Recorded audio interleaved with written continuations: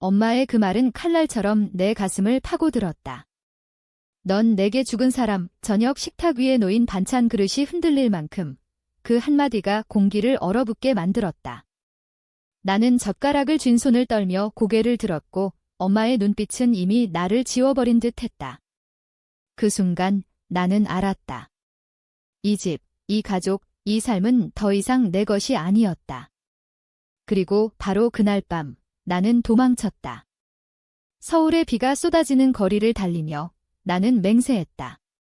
엄마가 나를 죽인 대가로 나는 그녀의 세계를 산산조각 내줄 테다.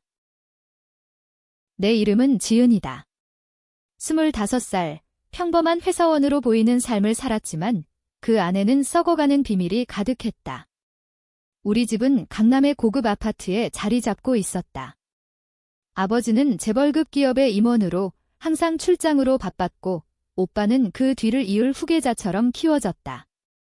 나는 그냥 그림자. 엄마의 완벽한 가족을 꾸미는 장식품. 하지만 진실은 달랐다. 17살 때 나는 오빠의 실수를 대신 짊어졌다. 오빠가 학교 폭력으로 친구를 다치게 한 사건. 엄마는 그걸 무마하기 위해 나를 희생양으로 만들었다. 내가 한 짓이야. 입 다물고 있어. 그녀의 속삭임이 아직도 귓가에 맴돈다. 나는 학교를 자퇴하고 정신과 통원까지 다녔어야 했다. 그 비밀은 가족의 명예를 지키기 위해 영원히 묻혔다. 그날 저녁, 식탁에서 터진 폭발은 그 비밀의 연장선이었다. 오빠가 결혼을 발표했다. 그의 약혼녀는 명문대 출신, 집안도 좋았다. 하지만 나는 알았다. 오빠는 여전히 그때의 폭력성을 숨기고 있었다. 최근에 그는 회사에서 부하 직원을 괴롭힌다는 소문을 냈다. 엄마는 나를 보며 말했다. 내가 왜 여기 있지? 내 존재가 우리를 더럽히는 거야. 이 그녀의 말은 단순한 분노가 아니었다. 그것은 나를 영원히 지우려는 선언. 나는 자리에서 일어났다. 좋아요, 엄마. 그럼 정말 죽을게요. 하지만 당신 방식이 아니라 내 방식으로. 밤거리를 헤매며 나는 첫 번째 계획을 세웠다. 스마트폰을 꺼내 오빠의 약혼녀에게 익명 메시지를 보냈다. 그의 과거를 알아요. 학교에서 친구를 때려눕힌 적 증거 사진 한 장을 첨부했다. 그것은 내가 그때 몰래 찍어둔 거였다.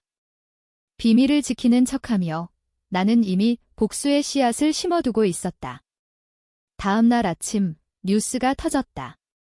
약혼녀가 결혼을 파기했다.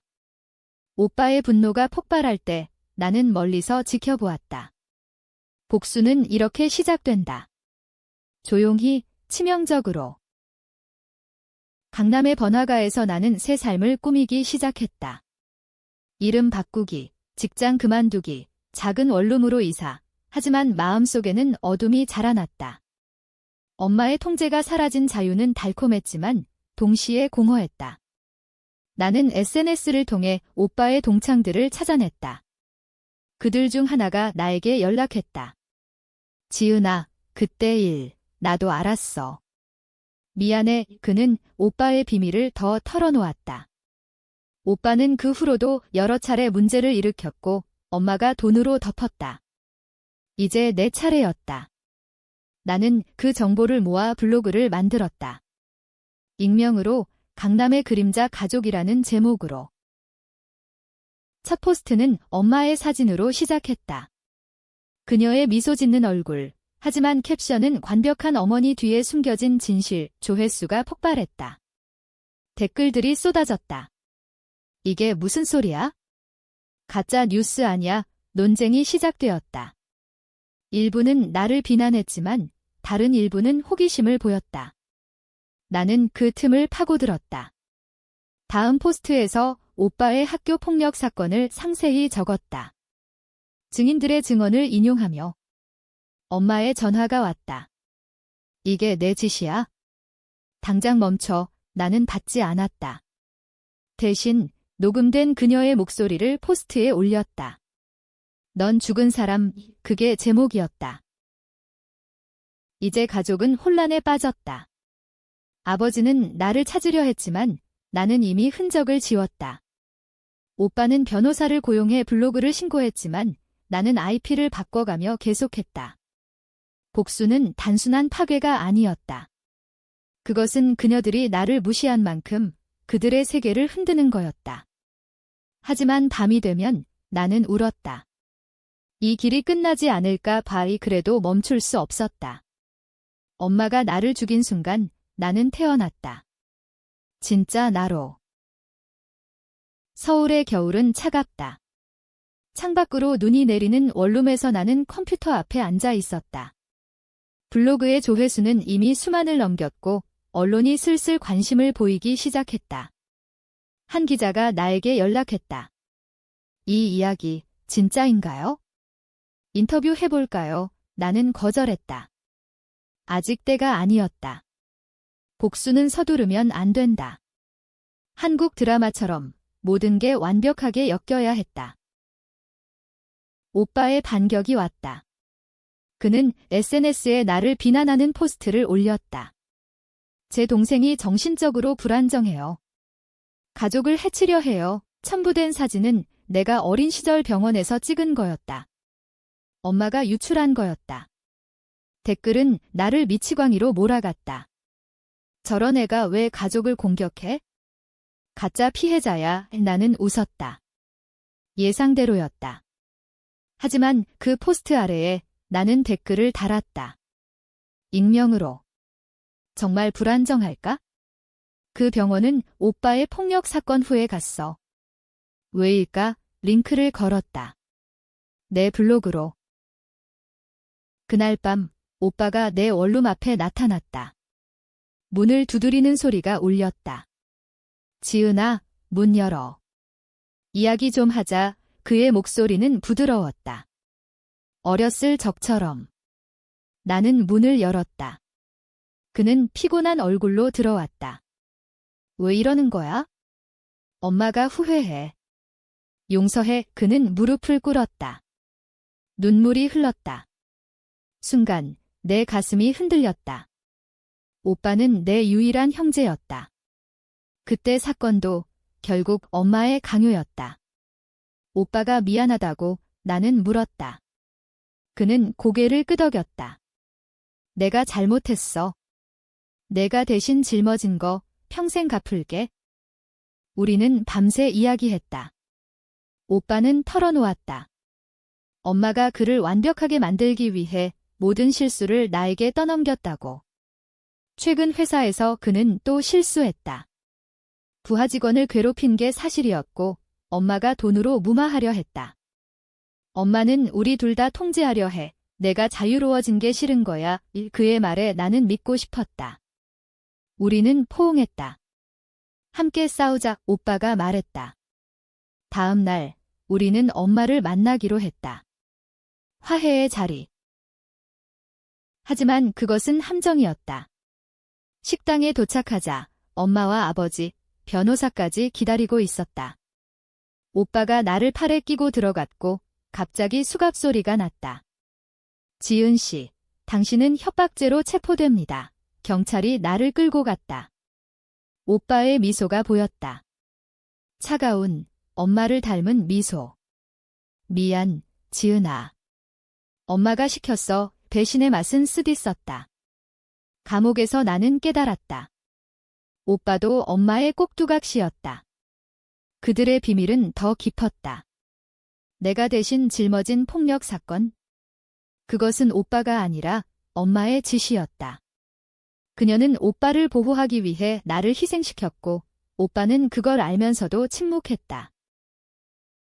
감옥 생활은 지옥이었다. 하지만 그곳에서 나는 새로운 동맹을 찾았다. 같은 방 동료, 혜진. 그녀는 재벌딸로 아버지의 부패를 폭로하다 잡혀온 여자였다. 복수는 가족을 무너뜨리는 거야? 나처럼 그녀가 가르쳐 주었다.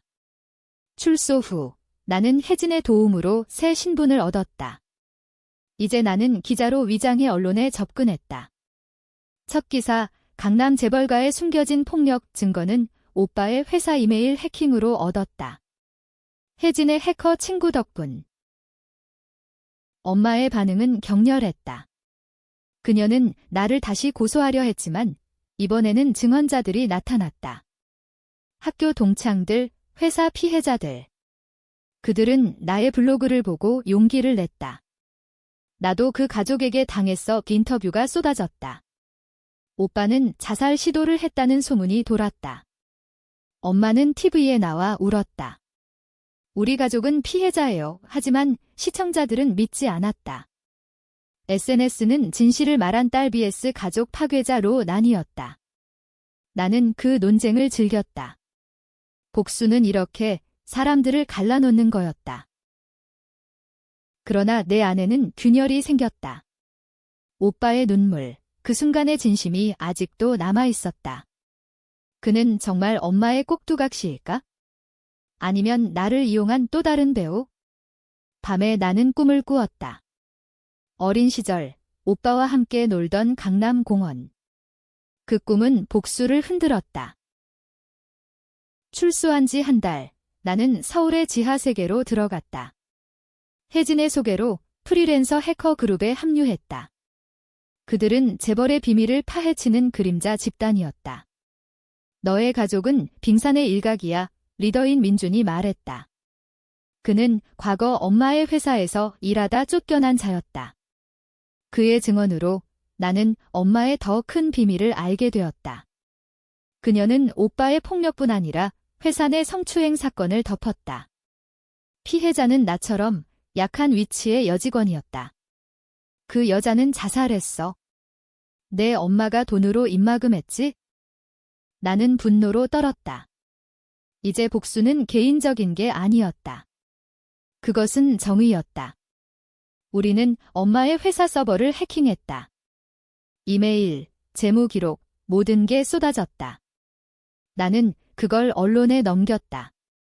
헤드라인, 재벌가 비리 폭로, 어머니의 그림자 주가는 폭락했다. 오빠는 회사를 떠났다. 엄마는 은둔 생활을 시작했다. 하지만 그녀는 포기하지 않았다. 나에게 편지가 왔다. 지은아, 멈춰. 내가 원하는 걸 줄게. 돈, 집, 뭐든. 나는 그 편지를 불태웠다. 대신 나는 엄마의 과거를 파헤쳤다. 그녀의 어린 시절. 가난한 시골에서 올라와 아버지를 이용해 재벌의 문턱을 넘은 여자. 그녀의 성공은 피로 물든 거였다. 한 기사에서 그녀의 첫 남편이 의문사한 사건이 나왔다. 자살로 위장된 살인, 증거는 부족했지만 나는 그걸 블로그에 올렸다. 엄마의 첫 번째 희생양, 댓글은 폭발했다. 이 여자 미쳤어. 어머니를 모독해. vs 진실을 말할 용기 있네. 오빠가 다시 나타났다. 이번에는 진심으로. 그는 카페에서 나를 만났다. 엄마가 나를 세뇌했어? 미안해. 그는 증거를 가져왔다. 엄마의 일기장. 거기에는 나에 대한 기록이 있었다. 지은은 약점이야. 이용해야 해. 오빠는 울었다. 함께 엄마를 무너뜨리자.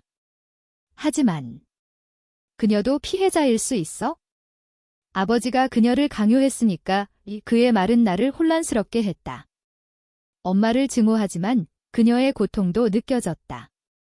한국 사회의 압박, 완벽함을 강요하는 문화. 우리는 누구도 완벽하지 않았다. 그날 밤 우리는 계획을 세웠다.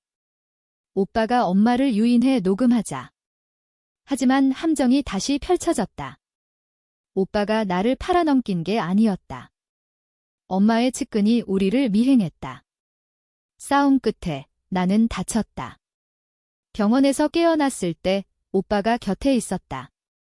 이번엔 진짜야. 그는 엄마의 은행 계좌를 해킹한 증거를 보여주었다.